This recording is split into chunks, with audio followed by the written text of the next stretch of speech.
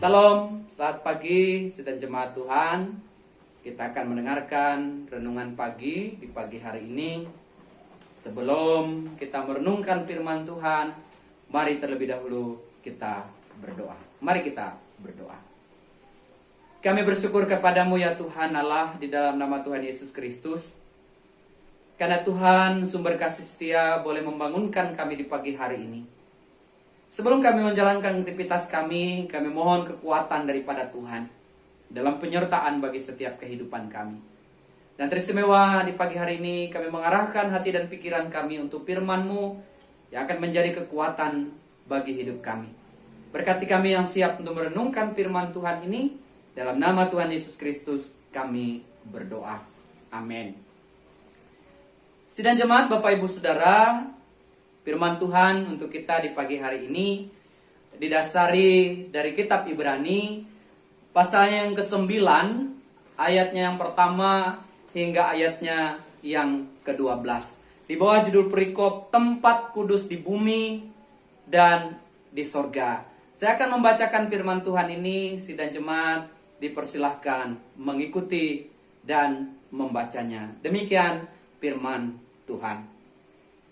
Memang perjanjian yang pertama juga mempunyai peraturan-peraturan untuk ibadah dan untuk tempat kudus buatan tangan manusia. Sebab ada dipersiapkan suatu kemah, yaitu bagian yang paling depan, dan di situ terdapat kaki dian dan meja dengan roti sajian. Bagian ini disebut tempat yang kudus. Di belakang tirai yang kedua terdapat suatu kemah lagi, yang disebut tempat yang maha kudus. Di situ terdapat mezbah pembakaran ukupan dari emas dan tabut perjanjian yang seluruhnya disalut dengan emas. Di dalam tabut perjanjian itu tersimpan buli-buli emas berisi mana, tongkat Harun yang pernah bertunas, dan loh-loh batu yang bertuliskan perjanjian. Dan di atas kedua kerub kemuliaan yang menaungi tutup perdamaian. Tetapi hal ini tidak dapat kita bicarakan sekarang secara terperinci. Demikianlah cara tempat yang kudus itu diatur. Maka imam-imam senantiasa masuk ke dalam kemah yang paling depan itu untuk melakukan ibadah mereka. Tetapi ke dalam kemah yang kedua hanya imam besar saja yang masuk sekali setahun. Dan dengan darah yang ia persembahkan karena dirinya sendiri dan karena pelanggaran-pelanggaran yang dibuat oleh umatnya dengan tidak sadar. Dengan ini Roh Kudus menyatakan bahwa jalan ke tempat kudus itu belum terbuka selama kemah yang pertama itu masih ada. Itu adalah kiasan masa sekarang. Sesuai dengan itu dipersembahkan kurban dan persembahan yang tidak dapat menyempurnakan, yang mereka mempersembahkannya menurut hati nurani mereka. Karena semuanya itu, di samping makanan, minuman, dan berbagai macam pembasuhan, hanyalah peraturan-peraturan untuk hidup insani, yang hanya berlaku sampai tibanya waktu pembaharuan. Tetapi Kristus yang telah datang sebagai imam besar untuk hal-hal yang baik yang akan datang, Ia telah melintasi kemah yang lebih besar dan yang lebih sempurna, yang bukan dibuat oleh tangan manusia, artinya yang tidak termasuk ciptaan ini. Dan ia telah masuk untuk satu kali untuk selama-lamanya ke dalam tempat kudus, bukan dengan membawa darah domba jantan dan darah anak lembu, tetapi dengan membawa darahnya sendiri. Dan dengan itu ia telah mendapat kelepasan yang kekal. Amin untuk pembacaan firman Tuhan. Saudara-saudaraku yang terkasih dalam Tuhan Yesus Kristus, bacaan Alkitab kita pada hari ini mengisahkan kepada kita apa saja yang ada dalam kemah pertemuan atau kemah ibadah orang Israel. Kemah ini Bapak Ibu Saudara ya, memang ketetapan dan ketentuan Tuhan sendiri. Bahkan dalam pembangunan bait Allah sendiri tetap mengikuti struktur daripada kemah ini, Bapak Ibu Saudara. Dan kita melihat ya, pembagian kemah ini atau pembagian bait Allah ini terdiri dari dua bagian. Yang pertama yang disebut dengan ruang kudus, dan yang kedua disebut dengan ruang maha kudus.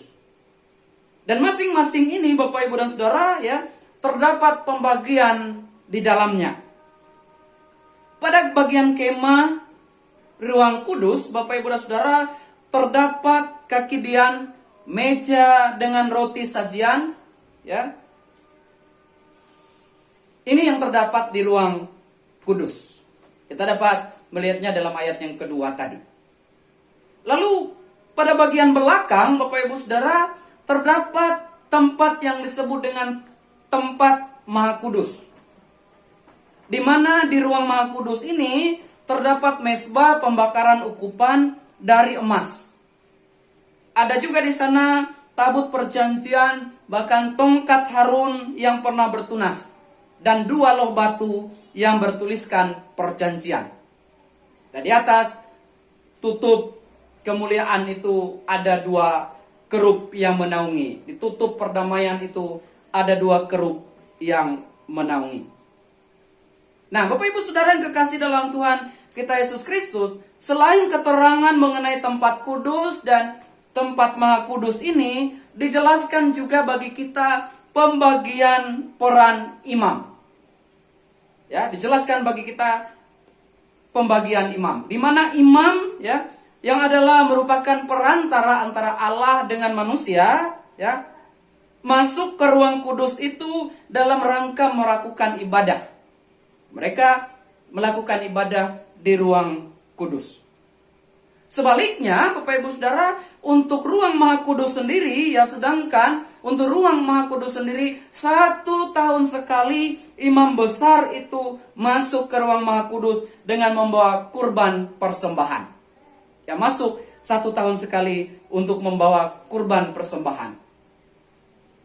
Baik untuk dirinya sendiri maupun untuk umat Allah. Nah, inilah situasi yang terdapat dalam perjanjian lama, Bapak Ibu Saudara, di mana imam harus mempersembahkan hewan kurban dengan berulang-ulang. Ya, masuk ruang Maha Kudus itu 1 tahun sekali dan mempersembahkan kurban berulang-ulang. Sekali lagi untuk dirinya sendiri dan juga untuk dosa-dosa umat. Namun situasinya kemudian Bapak Ibu Saudara berbeda di dalam perjanjian baru. Di dalam perjanjian baru melalui kedatangan Tuhan Yesus Kristus mengalami perubahan.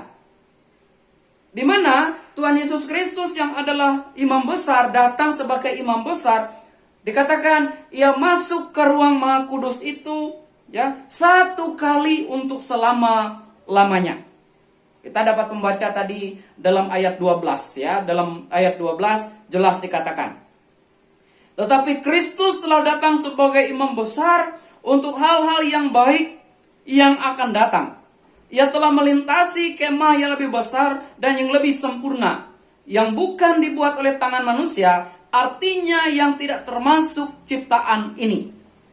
Dan ayat 12 dengan tegas dikatakan, dan ia telah masuk 1 kali untuk selama-lamanya ke dalam tempat kudus, bukan dengan membawa darah domba jantan dan darah anak lembu, tetapi dengan membawa darahnya sendiri.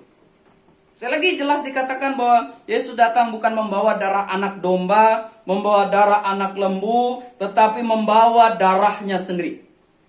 Kematiannya di kayu salib, Bapak Ibu Saudara, merupakan persembahan kurban 1 kali untuk selama-lamanya untuk menghapus dosa kita manusia. Bapak Ibu Saudara yang kekasih dalam Tuhan Yesus Kristus dan jemaat, ya. Ini berarti kita melihat bagaimana perjanjian lama dan perjanjian baru mengalami perubahan yang terjadi. Sekali lagi kita melihat bahwa mulai dari imam besar ya, Kalau di perjanjian lama dia berulang kali memberikan kurban, tapi kemudian Kristus hanya satu kali saja memberikan darahnya. Ini perbedaan pertama. Lalu perbedaan berikutnya, Bapak Ibu dan Saudara, ya, kita dapat melihat, memaknai, ya, ketika Tuhan Yesus masuk ke ruang Maha Kudus itu dengan menyerahkan darahnya sendiri, Bapak Ibu Saudara, maka kita dapat beribadah kepada Allah itu tanpa perantaraan lagi. Kalau sebelumnya untuk menghapus dosa, imam harus masuk ke ruang Maha Kudus itu dan memberikan persembahan penebusan dosa. Maka sekarang kita tidak membutuhkan itu lagi. Kita bebas beribadah tanpa perlu perantaraan lagi. Kita datang pada Tuhan, menyerahkan hidup dan kehidupan kita. Berikutnya, Bapak Ibu Saudara, ya, kita tidak perlu membawa hewan kurban dari lembu dan domba bagi Allah. Ya, tidak ada kita datang ke gereja bawa binatang-binatang, bawa domba, bawa lembu. Karena Allah telah melakukannya satu kali untuk selama-lamanya. Pengorbanan Yesus telah menyucikan, telah menyelamatkan kita sebagai manusia yang berdosa. Berarti ini Bapak Ibu Saudara menegaskan kepada kita bahwa Tuhan Yesus adalah imam besar, imam di atas segala imam. Maka apa maknanya bagi kita? Ini berarti Anda mengajak kita sebagai umat Tuhan untuk bersyukur atas karya agung Allah bagi kita. Tidak perlu ada perantara untuk kita datang kepada Tuhan. Kita bebas datang kepada Tuhan. Kita bisa bermohon kepada Tuhan. Kita bisa berseru kepada Tuhan. Kita bisa menyampaikan keluh, kesah, beban, persoalan, bahkan ucapan syukur kita kepada Allah. Maka itu bagi kita, mari kita renungkan bersama-sama. Kenapa kita enggan datang kepada Allah, padahal Allah begitu mengasihi kita. Ia tidak memberikan kepada kita perantara untuk datang kepada Dia. Kita yang diminta datang langsung kepada Tuhan. Maka itu mari menyatakan syukur, ya, atas kasih dan penyertaannya yang tidak pernah Tuhan tidak berikan kepada kita sebagai umatnya. Maka itu mari muliakan Dia melalui seluruh kehidupan kita, melalui seluruh tingkah langkah hidup kita. Sehingga kita menyadari bahwa hidup kita ini sesungguhnya adalah pemenang. Ia telah memberikan satu kali kemenangan itu bagi kita. Dan patut kita syukuri bersama-sama Bapak Ibu Saudara. Amin untuk firman Tuhan di pagi hari ini. Kita datang dalam doa, kita menyerahkan hidup kita dalam doa pagi. Mari kita berdoa. Ya Tuhan Yesus, Juru Selamat kami mengucap syukur atas kasih dan setia yang Tuhan boleh nyatakan bagi kami.